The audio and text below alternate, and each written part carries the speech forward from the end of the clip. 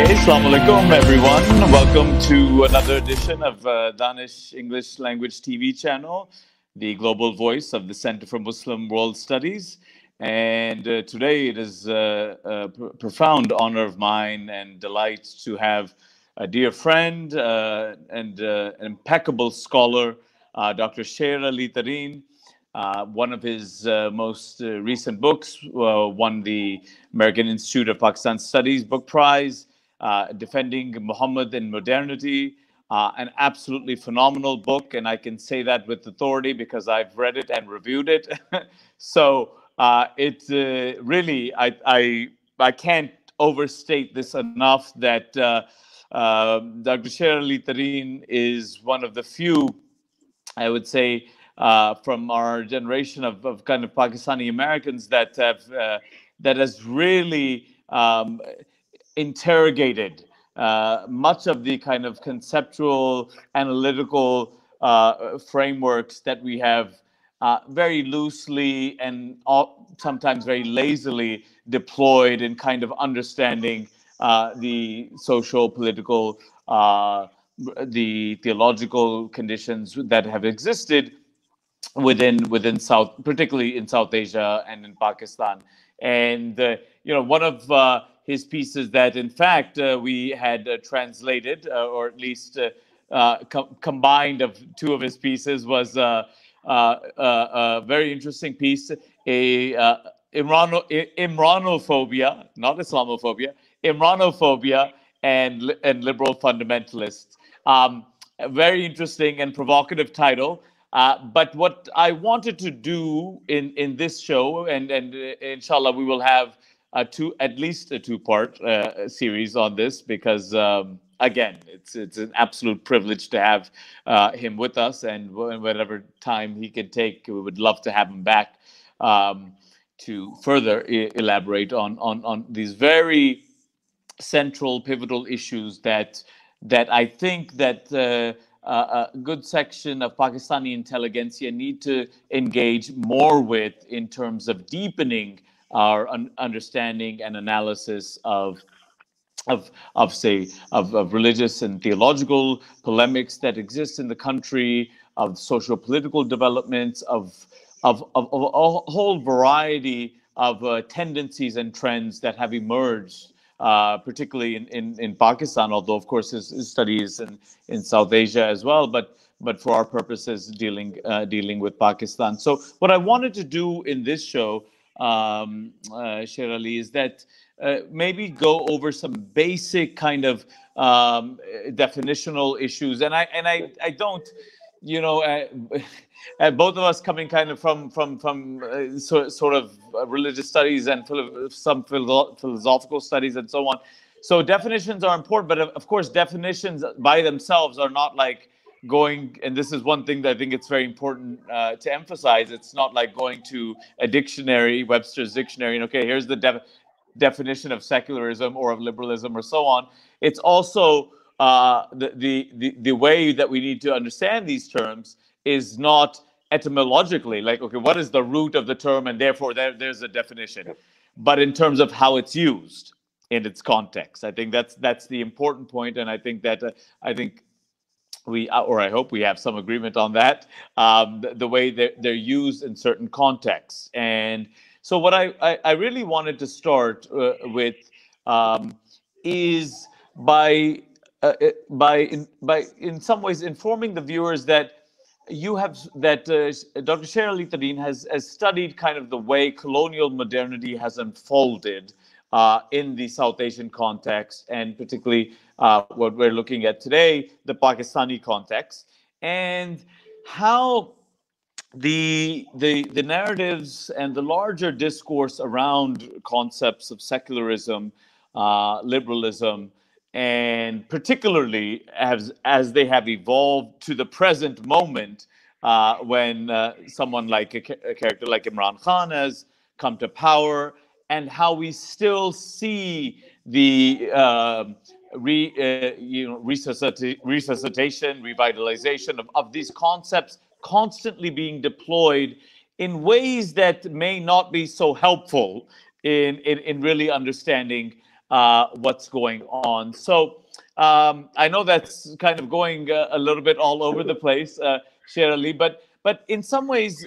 can we just begin with some of your own reflections of kind of your own reflections on why was there kind of an impulse within you to kind of investigate and interrogate these concepts in the South Asian and Pakistani context, and what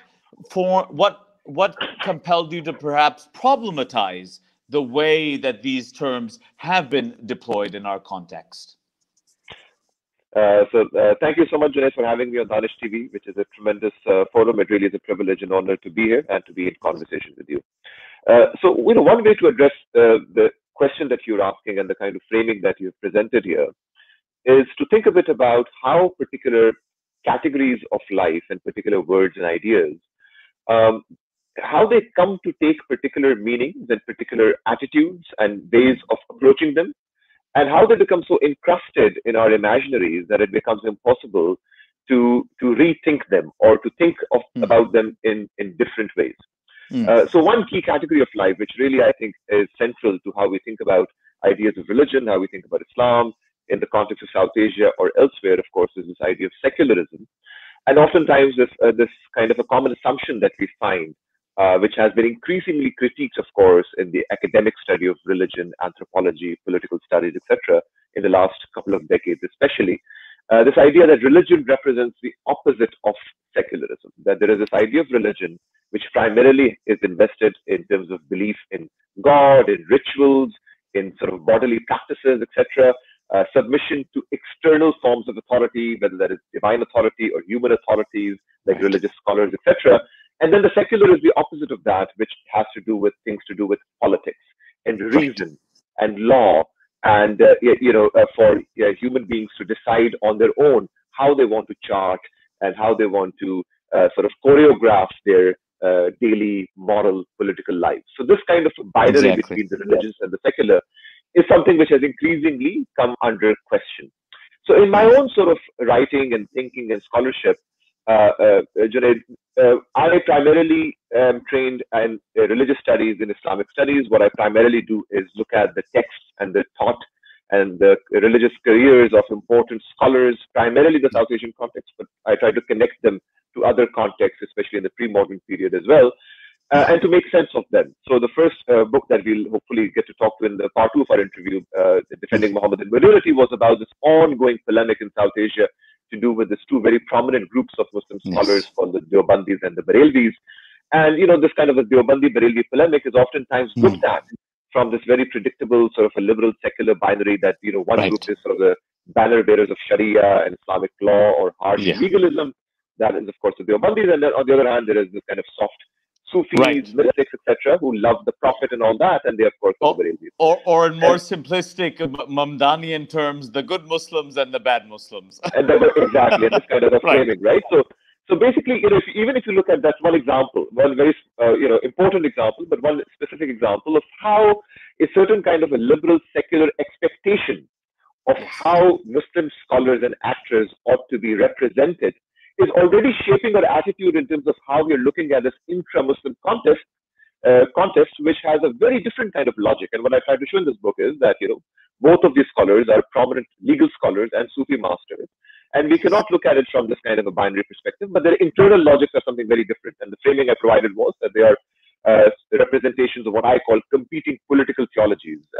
Very briefly, that my main argument was that when Muslims lose their political sovereignty in the late 18th and the 19th century South Asia, Muslim scholars become much more invested in the question of divine sovereignty and its relationship to prophetic authority and the practice of everyday life. And this Barelvi Deobandi polemic is the representation of this particular moment. So anyway, so this is one example of how this whole idea that there are certain kinds of secular templates according to which we then look at different non-Western traditions or global South contestations, etc., and how that kind of colors our way of approaching these intra-Muslim debates and conversations and so on. So the larger sort of thrust here is to be a bit more suspicious of the kind of story that secularism tells about itself as having eclipsed religion as having eclipsed tradition, as having eclipsed superstition, and having entered the era of reason and enlightenment, etc., which has a very specific history. It has a very specific post-17th century, post-Westphalia Western history, through which then the rest of the world is then approached and examined and stationed on the interrogation table of secular power. So to answer your question, what interests me is to rethink this kind of assumed normativity, assumed normalcy of looking at secular power as the arbiter of how we look at religious traditions and religion in different contexts, including in Muslim majority contexts. So that kind of work, of course, the fancy term that academics often give is genealogy, to think about the genealogy of particular categories so that we can think about them in slightly different ways than these commonplace, entrenched ways that have become so commonplace that oftentimes we don't even rethink them. So that's the kind of political work that I think is absolutely crucial in rethinking the entrenched, encrusted meanings that these kinds of important categories of life, like secularism, have come to take. Very, very well put, SherAli. And I think just within that one answer, the incredible amount of insights that we have gained. And I really appreciated the point towards the end, the notion that, of course, many scholars have written about, and of course we pay homage to someone like Talal Asad on this point, that the whole notion of kind of this that religion of basically post-enlightenment, a religion of northwestern Christianity, that specific socio-historical context of the way that religion and secularism then emerges then is supposed to be the way that it unfolds in every single context, tradition, culture, faith tradition, all around the world, which is, on the face of it, just in very simple, should seem absurd that should happen. But we take it at face value that this is the way that things should unfold. But that's I think an incredibly important point that sometimes our intelligentsia here miss, that these things have very specific histories. There's a specific social historical experience with these processes of secularization, of secularism, and so on that have occurred that are very specific to these areas. And I think that's an important point. Just one thing, SherAli, I did want you to in some ways define is the term political theology, because I also, very much use this, but I think that it's an important concept, but I think many people are not too familiar with it. So it'd be great if you could kind of speak a little bit about it, political theology. Sure. Yeah. So, oftentimes one can, this of course is a very fluid category that has been discussed in very different ways by different kinds of scholars in different fields. And I think the kind of field that you're situated in oftentimes does inform the way you approach this category. In a nutshell, it's about the sort of interactions between theology and politics, and to look at these two categories as always inseparably enmeshed, as really being co-constitutive, and always as two categories that always cross-pollinate each other. The way in which this category really becomes popularized oftentimes, of course, is this very famous text by this German theorist / lawyer Carl Schmitt called Political Theology, in which his main argument was that the modern state that we see as having eclipsed an older theological monarchical form of political order, the modern state really is a secularized version of a sort of a pre-modern divine order, in which the modern state really acts like a divine sovereign, but in a secularized way. So in a nutshell, what Carl Schmitt was interested in was to look at the theological underpinnings of modern secular politics. So that although modern secular politics announces itself as having eclipsed and completely foreshadowed sort of an earlier vision of a divine or sort of a theologically grounded political order, that in fact the modern state is a secularized form of theology in a nutshell. What I try to do in my book, for example, is to sort of invert that kind of a problem space by looking at not so much the theological underpinnings of the modern state or of secular politics, but to look at ways in which these intra-Muslim theological controversies and debates and discourses oftentimes can be connected to larger political aspirations. So what I was interested in was that with the fall of the Mughal Empire and the ascendance of British colonialism in South Asia, when these Muslim scholars in the early 19th century and then later in the 19th century, when they take on the form of these group-centered orientations like Barelvi's, deobandis, they of course have precedents of individual scholars who were not divided into groups but were debating these issues. Then they debate issues like prophetic intercession or which is the shafa'ah of the prophet on the day of judgment, or heretical innovation or bid'at, etc. These theological legal issues. What kinds of political projects are these connected to? What kinds of political imaginaries of how they imagine divine sovereignty, how they imagine the prophet and his relationship to the everyday life of the community? Is it organized in the form of a hierarchy in which you have the divine sovereign, the prophet, and then the everyday sort of practices of the masses? Or is there some kind of a radical horizontal relationship between the masses, the individual, and the divine sovereign?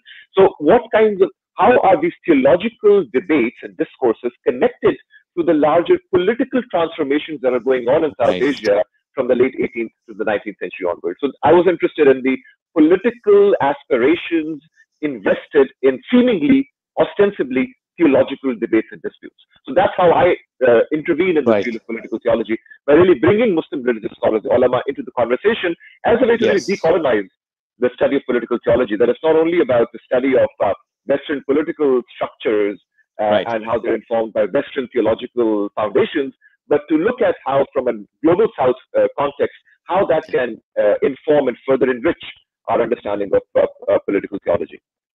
And I'm really glad, SherAli, that you used the term decolonize, because in some ways the process of interrogating the conventional orthodox ways in which we have been socialized through, in some ways, a Eurocentric Western episteme to understand these terms, it is really a project now of kind of decolonizing our understandings of many of these terms. Absolutely. And I would say that, having a more critical perspective on these categories like secularism is precisely a decolonial practice. And one of the reasons why this can be a bit challenging in different contexts, I think even in the case of Pakistan, the kind of larger sort of, less so Pakistan studies, but I think the larger sort of ambit of, as you might call it, Pakistan sort of intellectual formations, etc., popular discourses. The idea that to look at a category critically does not mean to be against it or to reject it, right? So that's one of the major misconceptions, that this whole critical secularism studies that has been inaugurated and written about in such complicated, interesting ways by scholars like Professor Sabah Mahmood, Hussain Agrama, of course, Professor Salman Sayyid, whose chapter on secularism in his Recalling the Caliphate is absolutely terrific. It's, I think, one of the most profound 14 pages you will read. I would highly recommend that one chapter. My supervisor, by the way. Terrific, absolutely. I can see the genealogy of that thought, right? This idea that if you do not think about secularism, this idea that if you think about secularism critically, or that you uninherit these kinds of conventional ways of looking at secularism, that it's some kind of an antidote to quote-unquote religious fundamentalism, the assumption oftentimes is that if you look at it critically, then religion will spiral out of control. That secularism is a necessary medicine, a necessary antidote to this burgeoning of quote-unquote religious fundamentalism, fanaticism, etc. The problem in this kind of a view is that it is participating in a particular conception of religion as always susceptible, as always vulnerable to erupting into the public sphere in particularly dangerous and violent ways. So it has a particular assumption about religion, which is a dominantly secular assumption about religion that is then authorizing the status of secularism as the antidote to that thing which it is defining, religion as violent, fanatic, etc. So this is the kind of commonplace way of looking at secularism that I see very dominant, of course, in multiple contexts. And the interesting thing is how much it has become pervasive, even in global South contexts like South Asia, etc. And despite the fact, this is the irony of it, despite the fact that beyond speaking about this in kind of a theoretical and intellectual, we have ample empirical evidence that demonstrates that the vast majority of violence has nothing to do with religion. It's been states and secular ideologies and so on and so forth that have killed millions. Yet we still persist in saying the horror, in Talal Asad's book, and several of his, but it's on suicide bombing, the horror of kind of the religious violence is just something on another level, despite its incomparable kind of the numbers to kind of secular state violence. Yeah, I think there are 2 points to be made there. One, the one that you just made, that this idea that some kind of an embrace of this thing called secularism is an antidote or a guarantor of civic peace, simply empirically does not hold out, right? Empirically, there are many Muslims around the world would not have much confidence in this, because there have been self-avowedly secular states have committed tremendous degrees of violence, perhaps much more than avowedly religious actors. But the more important and interesting point here is that ultimately one ought to approach secularism as a form of power that constantly regulates and manages what religion should look like in the modern world. Right? That's basically, in a nutshell, the kind of the important point that these scholars have made, that the secular is not some kind of an opposite of religion, such that when religion goes up, the secular goes down, some kind of a score sheet, that's some kind of an empirical kind of a chart here, or a kind of a scale here. But rather, secularism is a form of power that manages and regulates and presents a particular kind of normative religion that is at peace with liberal political rule, that is at peace with the sovereignty of the modern state. So in this particular sort of example, the idea that religion is only palatable when it has been properly moderated, right? So that's why this category of moderate Islam is so horrendous and problematic, in that primarily it represents a form of Islam, a form of Muslim identity and subjectivity that has been properly controlled, managed, tamed, moderated by the moderating power of liberal political rule and secular power. So to get away with this kind of a notion that secularism is this kind of very eschatological notion, actually interesting, a very theological notion, that secularism is some kind of a panacea, some kind of a messiah that can address the fanaticism of this other category called religion and religious actors, we need to think about secularism in slightly different ways than just as the opposite of religion. This point, of course, is very conventional now. It's very commonplace among scholars of religion, anthropology, etc. The challenge, I think, Junaid, is to make it more translatable, make it more palatable, make it more understandable to a much larger audience, because it is a counterintuitive point. Because this idea that secularism is a virtue that is a good thing that can then moderate religious fanaticism has become so commonplace, so pervasive, even among otherwise relatively intelligent people, that one has to puncture this kind of a reading, and I think that requires making this argument, more just talking about it in perhaps more clear ways is important in multiple languages. What can be done? Absolutely, and at a more popular level. And in fact, I want to give, there are very, in fact, few scholars that do that. You are certainly one of them. That I think I wrote once to a friend that SherAli for me is someone who can traverse the most profound and sophisticated scholarship, and also traverse the area of that to also making that the main concepts within that work and his corpus of scholarship accessible in various articles that you have written that have had a profound impact, actually, that people can understand, whether they agree or disagree, but at least they're accessible to a wide population. And very few scholars do that, and I really want to commend you in being able to do that. So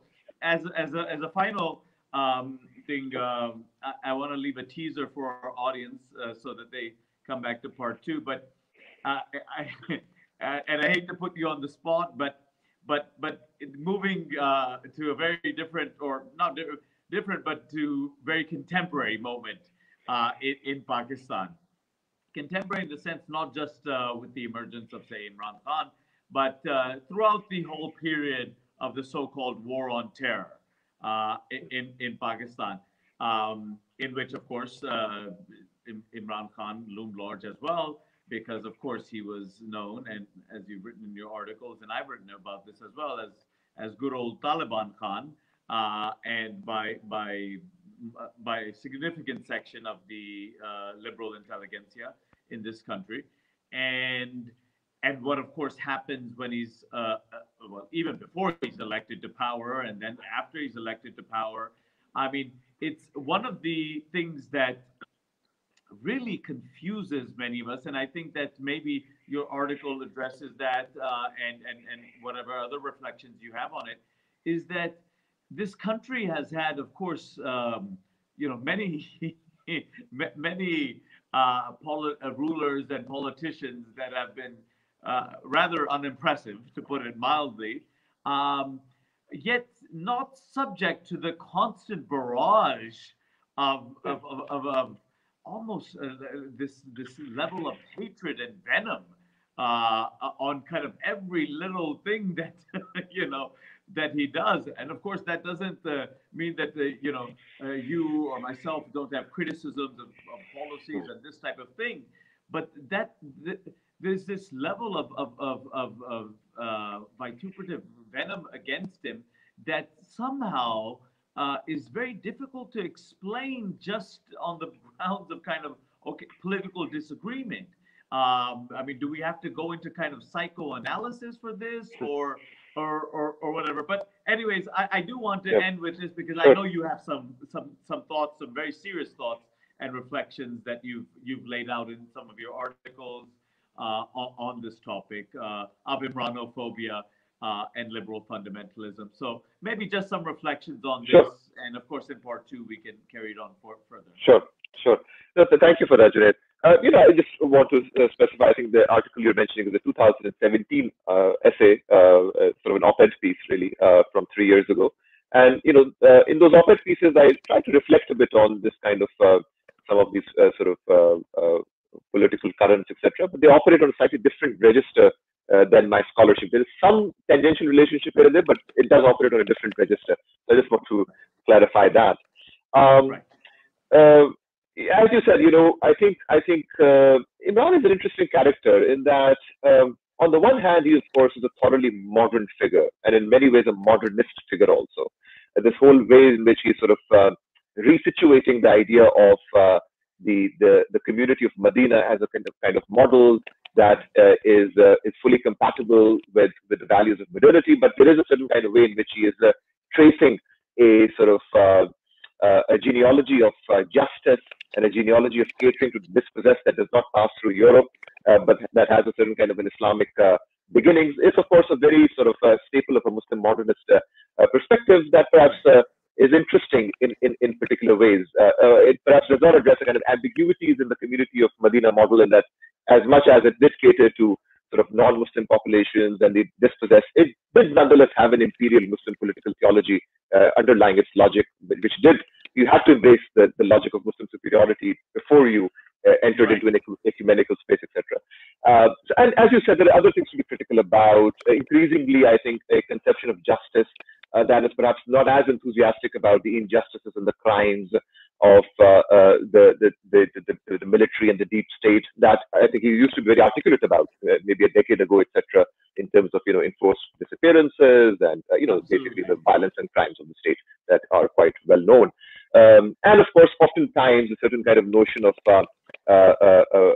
women's development that can have a kind of a patriarchal logic to it. Right. All these different things that one can be very critical about, certainly. Absolutely. But I think what the thing that, now coming to sort of the point that you're raising, I do think it is interesting that the kind of visceral reactions that he oftentimes espouses and generates have perhaps something to do with the fact that he may not fit that well a certain kind of a template of a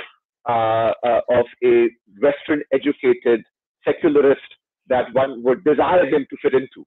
I think there is this kind of the internal other, the kind of beardless internal other who is not as easily dismissible as the body of the bearded religious elite, right? So basically this whole idea of the way in which this word like mullah is oftentimes bandied around in Pakistani circles, elite circles, etc., with very little knowledge of the ulama traditions and the complexities, the internal their internal sort of debates and the kind of depth of this whole tradition, just taking some actors who fulfill liberal caricatures and making them the kind of representative of this whole tradition is essentially what I call in my book kind of madrasa phobia, right? This idea that you just take a few figures and you really caricature them and look at the most sort of dramatic examples of liberal caricatures, and then you attach that to that whole tradition, right? But perhaps Imran is not as easily dismissible as the body of the bearded religious elite. So there is that thing. But I think there are 2 points that I try to make in that essay, and then a couple of other essays I've written since then on this whole idea of, first of all, I think the whole question of Taliban Khan, what I see his argument, his long-running argument, is that one has to look at the emergence and the efflorescence, or rather the emergence and the metastasis of indigenous violence, militant violence, etc., as intimately connected to U.S. imperial power, and intimately connected to the history of British colonialism and more recently American neo-imperialism, that you cannot separate the two. In some ways there is a pacifist thrust to it that, military solutions cannot be durable, and there has to be some efforts to dialogue, etc. It seems like a very, it's not even a very profound point, it seems a very basic and logical point, but it's interesting the kind of reaction. And it was, I mean, because I was here during this time, it was very frustrating when normally a progressive community that is anti-war generally, all of a sudden, even before kind of the major attacks, maybe the school attack on Peshawar and that type, even before that, more than willing to kind of endorse military operations that would target God knows who, a collective punishment and all of these things, that at that time they had very little concern of which Pathans would be affected, displaced, and so on. But all of a sudden, today and before the elections, the concern comes out. Whereas throughout that period, basically, there was one person who was actually opposed to military operations, and that was our good friend Taliban Khan. Right, and I think the larger point is that you cannot be anti-militarization and anti-military and still be pro-war. That does not happen, right? And I think another sort of clarification I should make, maybe I should have made it in that op-ed essay, op-ed you get limited space, that when I use this kind of provocative category of liberal fundamentalist, I did not mean, of course, the entirety of the left or all critics of Imran. Of course, a very sophisticated critique that one can launch on precisely these questions, and many of those critiques I would agree with. But I was referring to a very specific kind of breed, that it kind of pervades the kind of opinion pieces and newspapers, etc. The kind of sort of shallow commentaries in terms of looking at the world in terms of this binary of being divided between religious fanatics and the enlightened sort of secular moderate. Liberals or fundos, exactly. It goes here. So that was one point. And the second, I think, issue on which I think he has spoken in rather interestingly sophisticated ways is this whole issue of Islamophobia, and in the context of the Danish cartoons and more recently, France, etc. And I think the speech that he gave at the OIC last year and also the UN speech, I think he made a very interesting sort of argument, which are two parts as I read it. One was, why is the kind of pain which is associated with caricaturing the Prophet, peace be upon him, so untranslatable, so illegible to these Western audiences, which of course is a question that in much more sophisticated ways was explored by Professor Sabah Mahmood in her landmark article called Religious Reason and Secular Affect, an Incommensurable Divide. It's an incredible article. So that question also came up in those two speeches. And then the whole other point that he made was the question of why are these forms of violence associated with Islam or with Muslim militants always reduced to religion, as having religious motivations, whereas violence that is emanating from the Tamil Tigers, etc., other kinds of groups are not reduced to religion. So why is Islam pigeonholed in this way in which the violence emanating from Muslim subjects, from Muslim actors, is reduced to having quote unquote religious motivations, and it is then divorced from the political work that violence does? So that's how struggles in Kashmir and Palestine are delegitimated, that these are religious forms of violence, and hence, they are to be called militancy and terrorism, etc. So how is terror, how is violence defined as being the opposite of politics? And so basically, what I saw was the implication of Imran's argument was to look at the intimacy of violence and politics, and this kind of a liberal, secular, Western assumption that when Muslims commit violence, it has nothing to do with politics. It's not political. It's religious. Whereas when you maim and kill hundreds of children in the name of national security through drone strikes and then write memoirs about that with playlists, you have to celebrate it as some kind of hip African American president, and that's political. That's political, and that's not religious.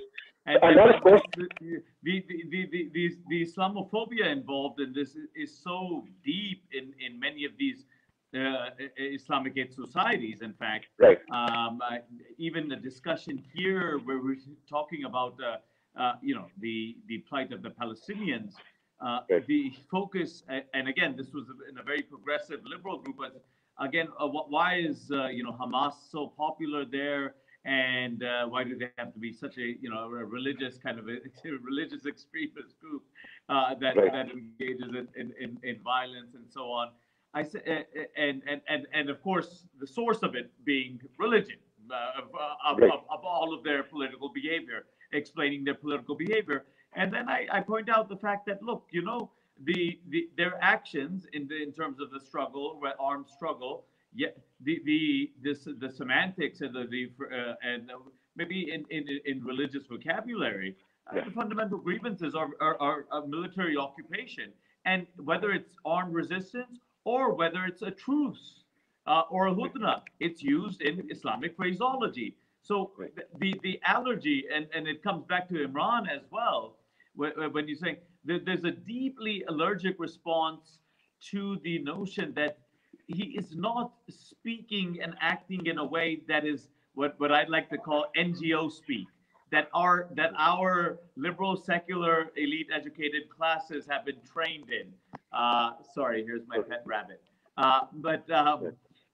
That NGO speak, if only he spoke in just purely that type of language, he'd be fine. But this invocation of Medina and social of that, well, that, that he's a believer, that we can't handle. No, absolutely. And one can be, critical of certain ambiguities. That if he's talking Islamophobia, he's not talking about China. Fair point. But yes, he's of course, leading a developing country which has, been robbed by these aristocrats for many decades. So that point also there is a real politics. That's exactly what I was saying. I mean, from Nawaz Sharif to anyone. I mean, really. I mean, and these are, of course, people. Actively complicit with these types of groups, militant, violent groups that were dependent on them. And then, of course, Imran comes to power, and the first questions they start to ask him, what is it? It was quite funny. I mean, people that the country is going more fundamentalist now that Imran has come to power because he's Taliban Khan, and then the blasphemy, etc. As if he had anything to do with the past 40 years of what's been going on in Pakistan. Right. Yeah. Just to complete my thoughts from your comments here, that there are things that one can, of course, point out as ambiguities and critique these things, etc. But there are some interestingly productive things happening with him also. It's basically my point that I think the problem in terms of commentaries about him is it's either a complete rejection and this kind of vitriolic reactions as someone who's completely drowned by cocaine, and he's just a cricketer and complete a buffoon, essentially, or a dangerous buffoon at best. Or on the other hand, some supporters who just basically turn him into this kind of a pure messiah with no ambiguities, no tension. So as this perhaps does connect to religious studies in that human actors is a little more complicated. So I think looking at his complications and ambiguities might be a worthy kind of project. And he's an interesting articulation of a Muslim modernist impulse that I think perhaps also helps us expand the way in which we look at Muslim modernism as not just emerging from Muslim religious scholars, but also from political figures. But I just want to come back to this example of Islamophobia to complete this thought here. And to connect it to the earlier discussion we were having about secularism and how secularism is a form of power that constantly defines religion and its boundaries, notice how in this kind of example in which you limit or reduce violence emanating from Muslim actors to religion, you are actually defining Islam and religion in a particular way as being completely separate and separable from politics. And politics then is being arrogated to the modern state and to a certain kind of a liberal secular virtue. And this is basically the kind of separation between religion and politics that secularism and the form of power that secularism is, that it achieves by framing religion and Islam in a particular way and not realizing that violence and politics is always intimately connected. I mean, you know, the beginnings of the U.S. nation state, the French nation state. But of course, SherAli, and this is where the Islamophobia kicks in.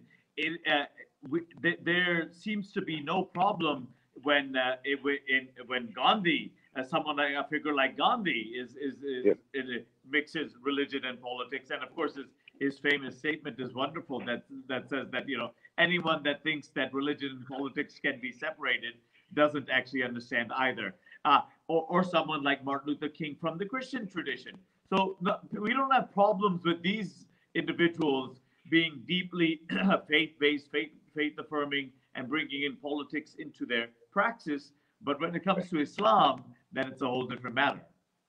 And of course, this particular issue, as you also alluded to, this text on suicide bombing by Professor Talala, is really the most conceptually sophisticated meditation on this question of why, in this kind of a liberal secular framing, is violence thought of as the opposite of politics, and how that then informs these ways of looking at religion, especially questions of Muslim militancy and suicide bombing, etc.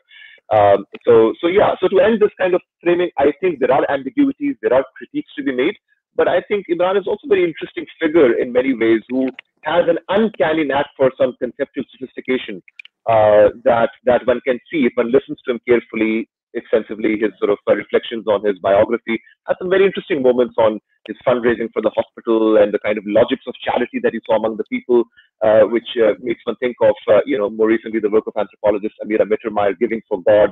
We see these kind of logics of piety at work in his sort of campaign for fundraising that we saw. To really put it briefly, there is a gesture at a desire for decolonial politics. Now, there are many ambiguities surrounding that. There are many tensions surrounding that. Maybe it's not executed in a way that would be desirable for most commentators, but there is a gesture nonetheless at a certain kind of a decolonial politics that does not thrive on dehumanizing madrasa actors, that does not thrive on cookie-cutter secular solutions to particular problems, that has a certain semblance of nuance every now and then, and which I think is quite radically different from these other actors who combine in particularly noisome ways intellectual mediocrity with a penchant for exuberant and unceasing corruption. So that's just my view. I think that the mentioning of the word nuance, that's precisely what is lacking from. Otherwise, you would expect very intelligent commentators and people in media and the intelligentsia. The absence of that nuance and the narrowing, as you said, of these conceptual categories, basically then enables a caricature of the man of Imran Khan, and therefore does not even allow the space for people to be critical supporters of Imran Khan, be critical of him, and also acknowledge kind of his genuine commitment to certain things.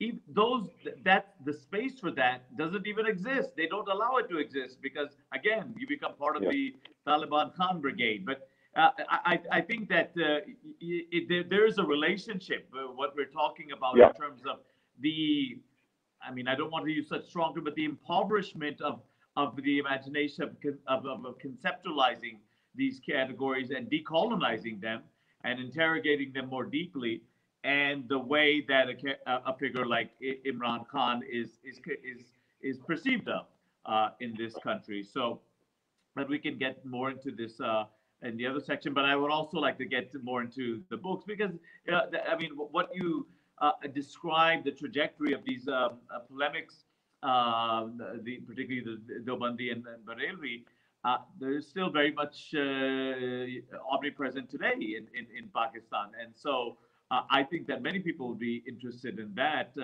Unfortunately, for today, we've run out of time. And I really am grateful for taking time and also rescheduling. SherAli, your scholarship is deeply inspiring. I have to say this, and I hope more and more people actually engage your work, because it really is a breath of fresh air for us.